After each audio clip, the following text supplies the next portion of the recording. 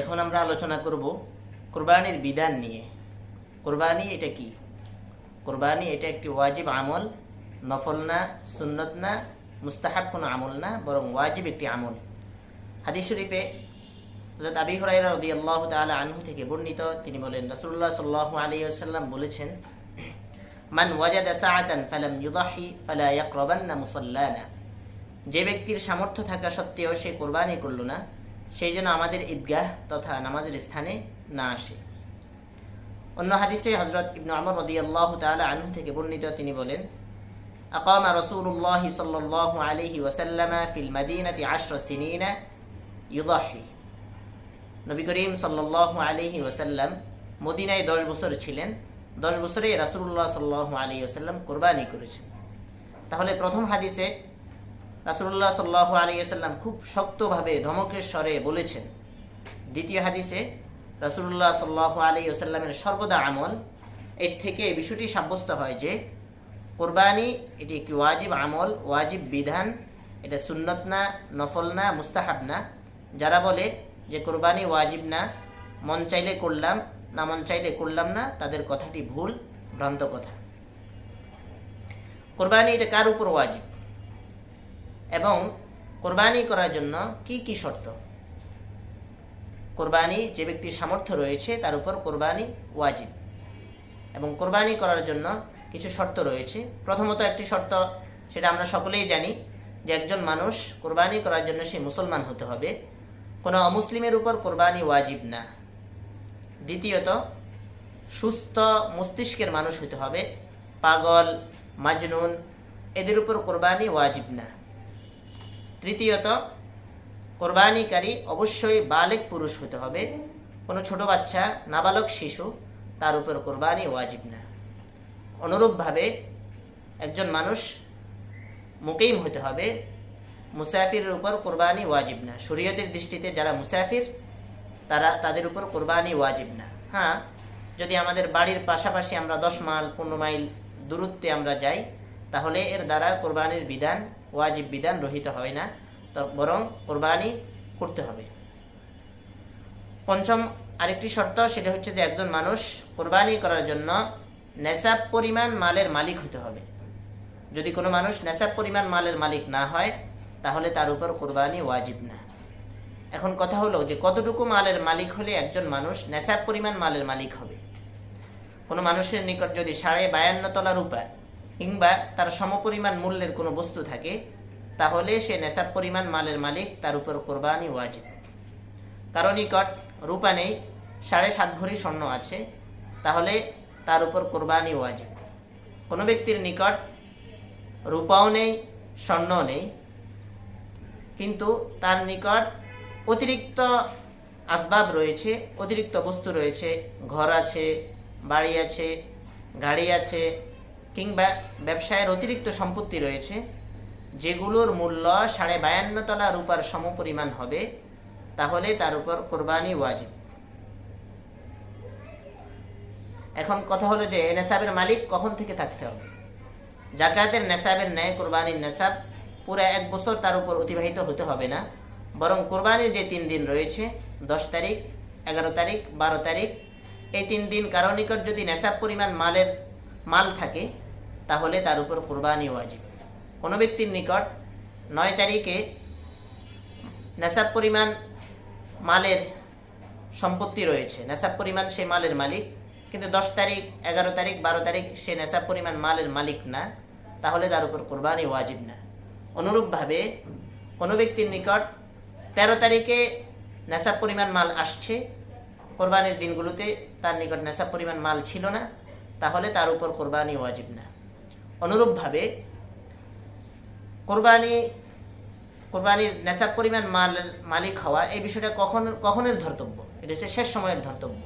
কোনো ব্যক্তির নিকট 10 তারিখ, 11 তারিখ তার নিকট নেসাব পরিমাণ মাল রয়েছে, কিন্তু 12 তারিখ সূর্যাস্তের পূর্বে তার কাছে নেসাব পরিমাণ মাল নেই, তাহলে তার উপর কোরবানি ওয়াজিব না। কোনো ব্যক্তির নিকট 10 তারিখ, 11 তারিখ নেসাব পরিমাণ মাল নেই, কিন্তু 12 তারিখ সূর্যাস্তের পূর্বেই তার নিকট নেসাব পরিমাণ মাল চলে আসছে, তাহলে তার উপর কোরবানি ওয়াজিব। অনুরূপভাবে কোনো মানুষ সে 10 তারিখ, 11 তারিখে সে মুকিম ছিল, 12 তারিখ সূর্যটাই হচ্ছে ধর্তব্য।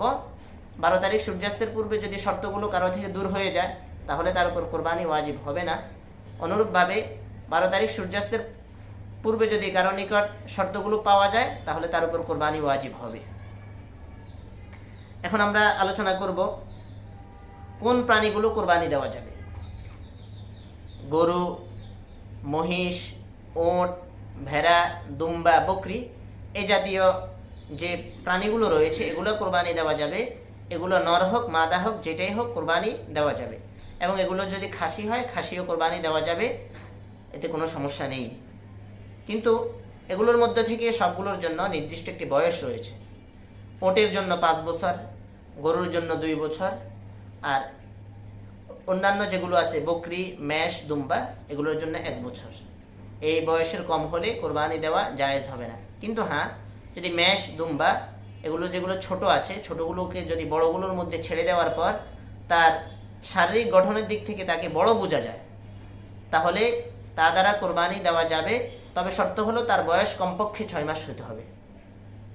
হাদিস শরীফের মধ্যে রয়েছে রাসূলুল্লাহ সাল্লাল্লাহু আলাইহি ওয়াসাল্লাম বলেছেন, লা তাযবাহু ইল্লা মুসিন্নাতান ইল্লা আন ইয়াসুরা আলাইকুম ফাতাযবাহু জাযআতাম মিনাদ-দা'নি।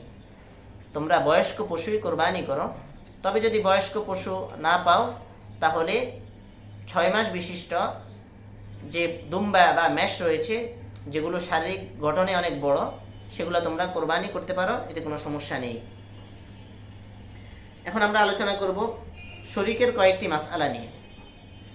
শরীক, যারা আমরা শরীক মিলাবো, যে গরু এবং ওট এবং মহিষ এগুলোর মধ্যে সর্বনিম্ন 1 শরীক, একজনে একটা কোরবানি করতে পারবে, সর্বোচ্চ 7 শরীক। 7 শরীকের বেশি ওট, মহিষ এবং গরুর মধ্যে শরীক মিলানো যাবে না। তবে হ্যাঁ, 7 শরীক মিলাইলে শর্ত হলো সমস্ত শরীকের অংশটি সমান হতে হবে। কারো অংশ অর্ধেক, কারো অংশ 1.5, কারো অংশ 2.5, এমন করলে হবে না, এমন করলে কোরবানি হবে না। আর যদি 7 শরীক থেকে কম হয়, 5 শরীক হয়, 2 শরীক হয়, 3 শরীক হয়, তখন তো প্রত্যেকের অংশ 1 অংশ থেকে বেশি, এতে কোনো সমস্যা নেই। এছাড়া বকরি, দুম্বা, মেষ এগুলো যা আছে এগুলোর মধ্যে শরীক মেলানো জায়েজ নেই। প্রত্যেকে যারা কোরবানি দিবে একটি বকরি, একটি দুম্বা, একটি মেষ একাই কোরবানি করতে হবে। তবে এই শরীক যে সমস্ত প্রাণীর মধ্যে শরীক মিলানো জায়েজ আছে, এই শরীকটা আমরা কখন মিলাবো? ক্রয়ের সময় শরীক মিলানো উচিত। কোনো ব্যক্তি যদি ক্রয়ের সময় শরীক মিলানোর নিয়ত না করে তাহলে পরক্ষণে সে যদি শরীক মিলায় তাহলে এটা অনুচিত, এর অনুত্তম, এর দ্বারা সওয়াব কম হবে, তবে কোরবানি হয়ে যাবে এটা যদি সে ধনী হয়। কিন্তু যদি সে গরিব হয় এবং সে একা কোরবানি করবে এই নিয়তে একটি গরু কিনলো বা একটি মহিষ কিনলো, তাহলে পরক্ষণে তার জন্য আর সেখানে শরীক মিলানো, নতুন শরীক স্থাপন করা এটা জায়েজ নেই। এখন আমরা কোন ধরনের পশু কিনতে হবে, কোন ধরনের পশু দ্বারা আমরা কোরবানি করব? কোরবানির পশু মোটা তাজা হওয়া এটা মুস্তাহাব। হাদিস শরীফে এসেছে, যাবাহান নবী সাল্লাল্লাহু আলাইহি ওয়াসাল্লাম কাবশাইনি সামিনাইনি সাখিনাইনি আযীমাইনি আকরানাইনি আমলাহাইনি মুজআইনি। নবী করিম সাল্লাল্লাহু আলাইহি ওয়াসাল্লাম 2টি মোটা তাজা সাদা কালো রং মিশ্রিত এবং শিং বিশিষ্ট খাসি 2টি দুম্বা রাসূলুল্লাহ সাল্লাল্লাহু আলাইহি ওয়াসাল্লাম কোরবানি দিয়েছেন। এই জন্য কোরবানির পশু মোটা তাজা হওয়া এটা মুস্তাহাব। এখন আমরা কোরবানির পশুর মধ্যে ত্রুটির কিছু মাসালা নিয়ে আলোচনা করব। প্রথমত আমরা একটা মূলনীতি বলে দিই ত্রুটি বোঝার ক্ষেত্রে। যে সমস্ত ত্রুটিগুলো ব্যবসায়ীদের সমাজে, যারা ব্যবসা করে গরুর বা পশুর ব্যবসা করে, তাদের সমাজে তাদের ওরফে যে সমস্ত বিষয়গুলো ত্রুটি হিসেবে ধর্তব্য, কোরবানি করার ক্ষেত্রে সেগুলো ত্রুটি হিসেবে ধর্তব্য। আর যেগুলো তাদের সমাজে ত্রুটি হিসেবে ধর্তব্য না, কোরবানি করার ক্ষেত্রে সেগুলো ত্রুটি হিসেবে ধর্তব্য না।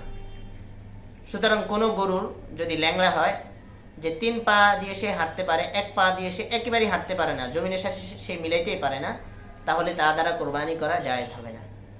তবে যদি হালকা হালকা সে জমিনের সাথে তার পাটা সে মিলাইতে পারে তাহলে তা দ্বারা কোরবানি করা যাবে, কোনো অসুবিধা নেই। অনুরূপভাবে কোনো প্রাণীর শিং নিচ থেকে একেবারে ভাঙ্গা, গোড়া থেকে একেবারে ভাঙ্গা, তাহলে তা দ্বারা কোরবানি করা যাবে না। তবে হ্যাঁ, শিং যদি উপর থেকে হালকা ভাঙ্গা হয় তাহলে তা দ্বারা কোরবানি করা যাবে, এতে কোনো সমস্যা নেই। হাদিস শরীফে এসেছে, হযরত আলী রাদিয়াল্লাহু তাআলা আনহু থেকে বর্ণিত, তিনি বলেন, নাহা রাসূলুল্লাহ সাল্লাল্লাহু আলাইহি ওয়াসাল্লাম আন ইউযাহিয়া বিআযাবিল করনি ওয়াল উযুন। নবী করিম সাল্লাল্লাহু আলাইহি ওয়াসাল্লাম শিং ভাঙ্গা, কান কাটা এই ধরনের পশু দ্বারা কোরবানি করতে নিষেধ করেছেন। কোনো প্রাণীর কান যদি কাটা থাকে উপর থেকে, নিচ থেকে, মাঝখান থেকে, তাহলে তা দ্বারা কোরবানি করা জায়েজ হবে না। কিন্তু হ্যাঁ, যদি এই কান কাটাটা 1/3 থেকে কম হয় তাহলে তা দ্বারা কোরবানি করা যাবে, কোনো সমস্যা নেই। অনুরূপভাবে কোনো পশুর যদি জন্মগতভাবে শিং না থাকে কিংবা ছোট থাকে তাহলে তা দ্বারা কোরবানি করা যাবে, কোনো অসুবিধা নেই। কিন্তু কোনো পশুর যদি জন্মগতভাবে কানের সাইজ ছোট হয় তাহলে তা দ্বারা কোরবানি করা যাবে না, তা দ্বারা কোরবানি করা জায়েজ নেই। অনুরূপভাবে কোনো পশু তার 2 চোখ অন্ধ কিংবা 1 চোখ অন্ধ, একেবারেই দেখে না, তাহলে তা দ্বারা কোরবানি করা জায়েজ হবে না। অনুরূপভাবে কোনো পশু 1 চোখ একটু দেখে, 1 চোখ একটু পুরোপুরি দেখে না, একটু দেখে, তাহলে তার দেখাটা যদি 1/3 থেকে কম হয় তাহলে তা দ্বারা কোরবানি করা যাবে না, তা দ্বারা কোরবানি করা জায়েজ নেই। তবে যদি 1/3 থেকে কম হয় অসুবিধা নেই, তা দ্বারা কোরবানি করা যাবে। এগুলো পশুর কয়েকটি ত্রুটির মাসআলা। এখন আমরা আলোচনা করব কোরবানি কখন করবে। কোরবানির সময় হচ্ছে ঈদের দিন, ঈদের নামাজের পর। ঈদের নামাজের পূর্বে কোরবানি করলে ওই কোরবানি হবে না। হযরত বারা ইবনে আযিব রাদিয়াল্লাহু তাআলা আনহু থেকে বর্ণিত, তিনি বলেন, ইন্না আউওয়ালা মা নাবদাউ বিহি ফি ইয়াউমিনা হাযা আন নুসাল্লি থুম্মা নারজি'a ফানানহারা মান ফাআলাহু যালিক ফাকাদ আসাবা সুন্নাতানা ওয়া মান যাবাহা ক্বাবলু ফাইন্নামা হুয়া লাহমুন কদ্দামাহু লিআহলিহি লাইসা মিনান নুসুকি ফি শাইইন। এই দিনে আমাদের সর্বপ্রথম যে কাজ তা হচ্ছে সর্বপ্রথম নামাজ পড়া, তারপর কোরবানি করা। সুতরাং যে ব্যক্তি এই পদ্ধতির অনুসরণ করলো সে সুন্নাহের অনুসরণ করলো, আর যে ব্যক্তি নামাজের পূর্বে কোরবানি করলো সে এটা গোশত খাওয়ার জন্য কোরবানি করলো, শরীয়ত বর্ণিত এটা কোরবানি না।